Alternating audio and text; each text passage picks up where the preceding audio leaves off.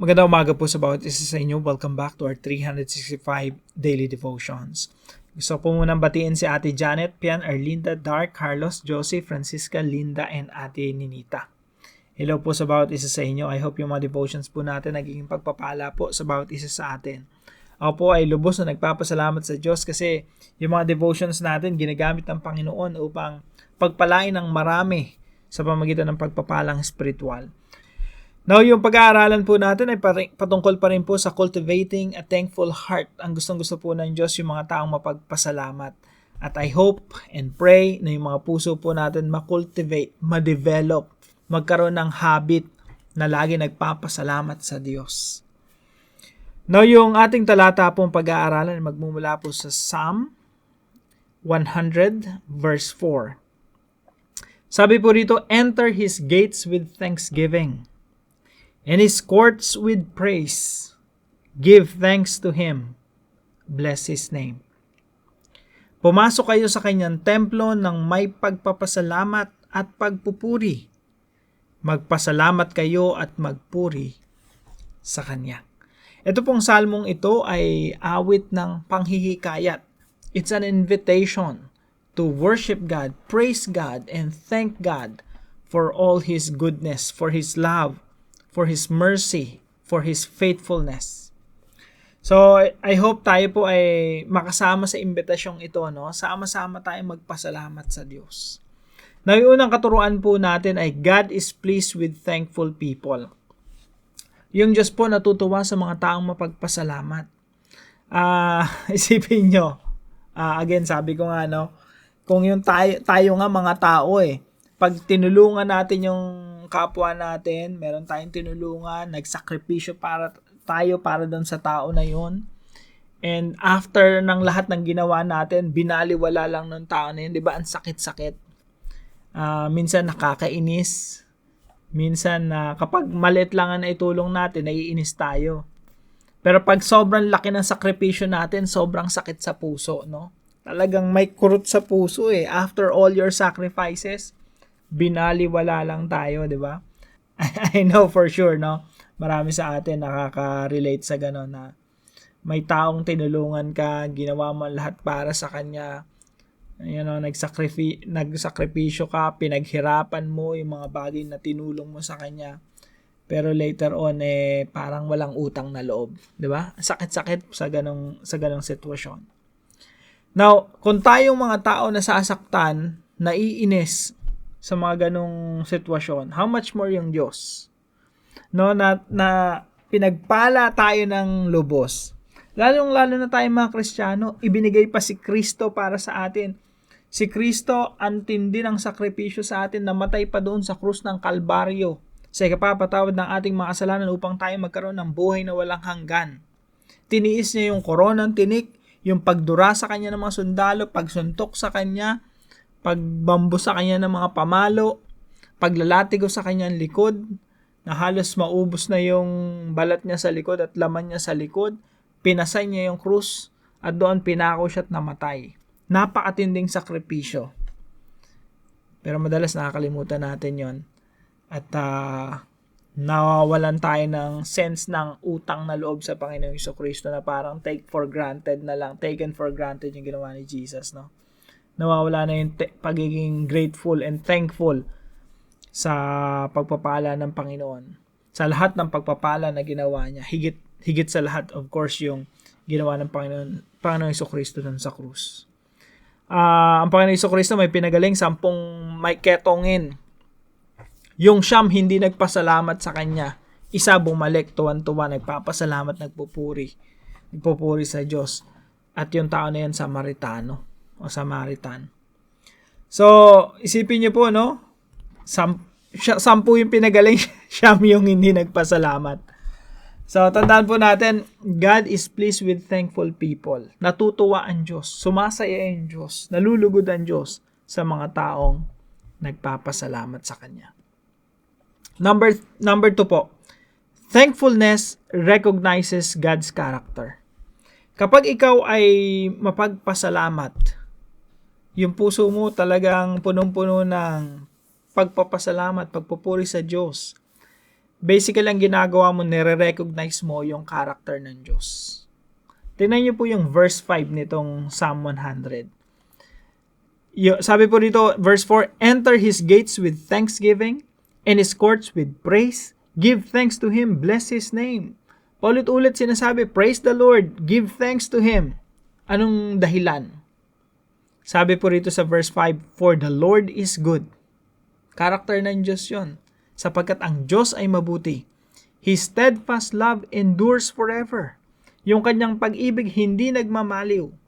And his faithfulness to all generations. At yung katapatan niya sa lahat ng mga henerasyon. Di po ba? Kapag ikaw nagpapasalamat ka, meron kang pusong mapagpasalamat, lagi kang nagte-thank you kay Lord, nire-recognize mo kung sino siya, Lord.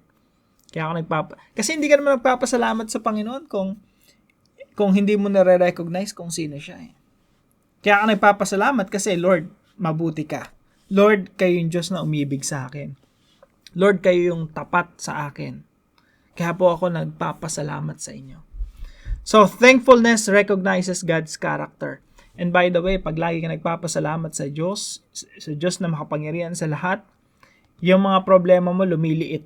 Sa totoo lang, yung problema mo lumiliit.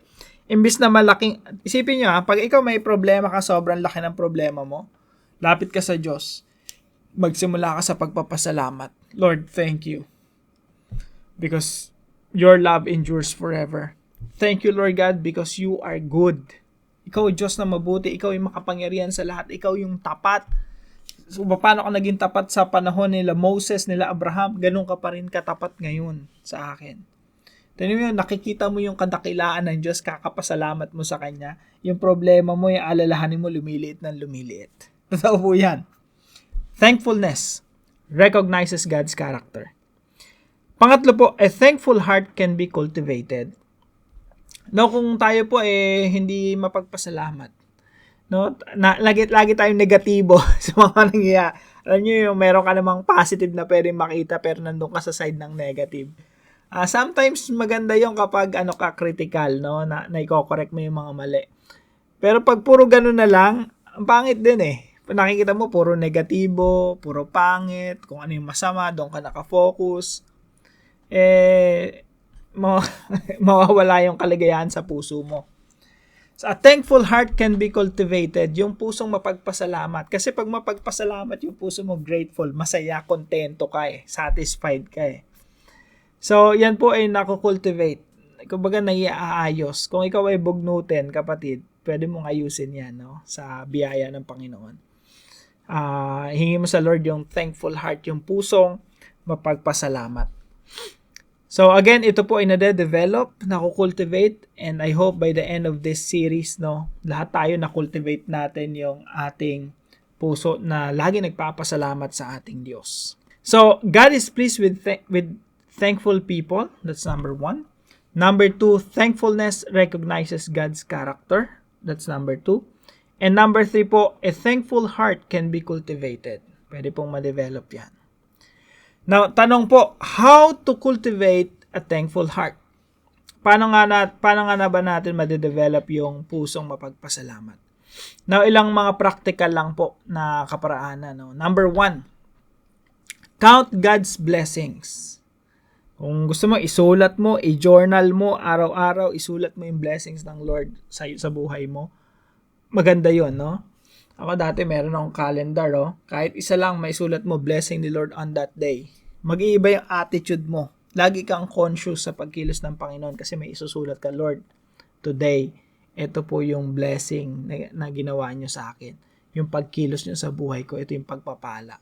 So, binibilang mo talaga yung blessings ng Diyos. Bakit? You want to praise Him, you want to thank Him, you want to honor Him. Kasi if you don't count God's blessings, kung hindi ka aware sa mga blessings ng Panginoon, matitake for granted mo lang Parang okay, sumeldo ka, meron kang sweldo and senas katapusan, okay, normal naman to, 'di ba? Taken for granted. Pero pag aware ka, Lord, sumeldo ako ngayon. Sulat yun dun, blessing to from you. Hindi mo take for granted. Kasi binibilang mo yung pagpapala ng Diyos. So, count God's blessings. Sabi nga, name them one by one. May kanta po niyan, may hymn po niya, no? Count your blessings, name them one by one. So, bilangin natin, sulat natin kung gusto niyo, no? Yung pagpapala ng Panginoon. Made-develop po yung pagiging thankful natin. And number 2 po, focus on the character of God. Pag nag-focus ka sa character ng Diyos, Lord, ikaw ay mabuti. Magiging thankful ka agad eh. Bakit? Kasi pag nakafocus ka sa character ng Diyos na mabuti, ang experience mo rin mabuti. Lord, ikaw ang Diyos ng pag-ibig. Sapagkat ikaw ay pag-ibig. Ramdam na ramdam mo rin eh, yung pag-ibig ng Diyos. So pag nakafocus ka sa character ng Diyos, talagang mapupuno yung puso mo ng pagpupuri at pagpapasalamat sa Kanya. Pag ang dami-dami mong dahilan para maging malungkot ka, kasi ang dami mong problema, ang dami mong alalahanin sa buhay, no? When you focus on God's character, Lord, ikaw ang Diyos na makapangyarihan sa lahat. Pag sinabi mo yon, nirecognize mo yung character ng Diyos, yung problema mo, lusaw agad, no? Bakit? Nakatuong ka sa Diyos, sa makapangyarihan Diyos. Focus on the character of God, magiging thankful ka. Yan ang pinagkaiba ng Kristiyano sa isang tao na walang Diyos na kinikilala. Kasi tayo, pag nakafocus sa character ng Diyos, He is the creator of all things. He is powerful, He is sovereign. Tayo pong lahat marerelax yung puso natin. Mauuwi lahat sa pagpupuri at pagpapasalamat sa Diyos. And number 3 po, thank God even in usual things. Pagpasalamatan po natin lahat ng mga bagay na tinatamasa natin, mga simpleng bagay. Kahit yung kumain ka lang ng breakfast, Lord, salamat sa itlog na to tsaka sinangag. Kahit pa wala pang tapa, wala pang hotdog, sinangag at itlog lang. Lord, thank you for this. Pinapapurihan kita, sinasamba kita, pinapasalamatan kita, no? Yung pagkain natin araw-araw, yung tubig, uminom ka, napawi yung uhaw mo, Lord, thank you. Thank God even in ordinary things. Alam niyo po yung problema kasi, minsan tayo mga tao, gusto pa natin ng extraordinary bago maging thankful. No? Kaya nga ito, may picture dito, may yate. Minsan, gusto mo yung extraordinary pa na parang hindi mangyayari pa sa buhay natin eh. Sino ba sa atin may yate, no? Kung may yate ka, pasakay kailangan pa ba may yate tayo? Extraordinary life, luxurious life para magpasalamat sa Panginoon?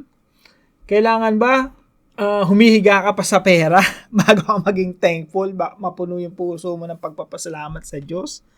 Kailangan ba yung wala ka ng alalahanin talaga kasi yung pera mo hindi nakasya sa bangko bago ka magpasalamat sa Diyos? Kailangan ba luxurious yung buhay mo? Meron kang sariling eroplano, no? May sarili kang helicopter bago ka maging thankful. No, kailangan extraordinary pa yung mangyari sa'yo. Kailangan tumama ka pa ng loto. Alam niyo po, kagaya na nga ng puntos natin ngayon, no? Thank God even in usual things. Pagpasalamatan natin ng Diyos sa mga usual, ordinary na mga nangyayari sa atin. Yung the fact na ikaw mismo ngayon, right now, nakikinig ngayon sa devotion na ito, ngayong oras na to, no, alas 5 ng umaga. The fact na nakikinig ka ngayon, nakakakita ka, nakakarinig ka, tumitibok ka yung puso, humihinga ka. Thank the Lord. Praise the Lord. Usual things and ordinary thing yan. Ordinary things na nangyayari sa atin. Humihinga ka pa, may buhay ka pa, gumising ka pa ngayong umaga. Thank the Lord. Hindi mo na kailangan magkaroon ng private jet, humiga sa pera at magkaroon ng sariling yate bago ka magpasalamat, bago ka mapuno ng pagpapasalamat sa Diyos. Kahit mga ordinary things lang, no? Kapag nakafocus ka sa blessing ng Diyos, kahit mga ordinaryong bagay lang yan, or normal things, gaya ng tinitingnan mo yung anak mo, Lord, thank you, may anak ako. Lord, thank you, may asawa ako. Lord, thank you, may bahay akong tinitiran, may apartment akong tinitiran. Magiging thankful yung puso mo eh. Made-develop yung thankful heart at magiging positive yung outlook mo sa buhay. So, thank God even in ordinary things, usual things. At pag ginawa po natin ito, makukultivate natin yung thankful heart. So, para po sa ating discussion, why is God pleased when we are grateful?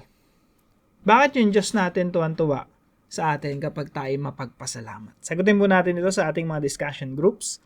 At para naman po sa ating panalangin, Father, please let me be happy, satisfied, contented, and thankful for all the things you've been doing in my life. Let me count your blessings and name them one by one.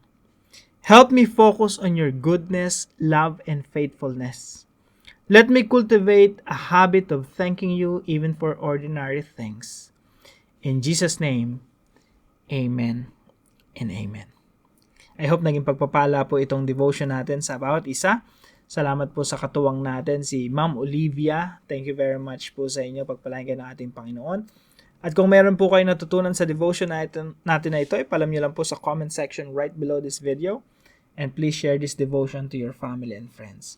God bless you po. See you po tomorrow 5 a.m. dito sa ating daily devotion.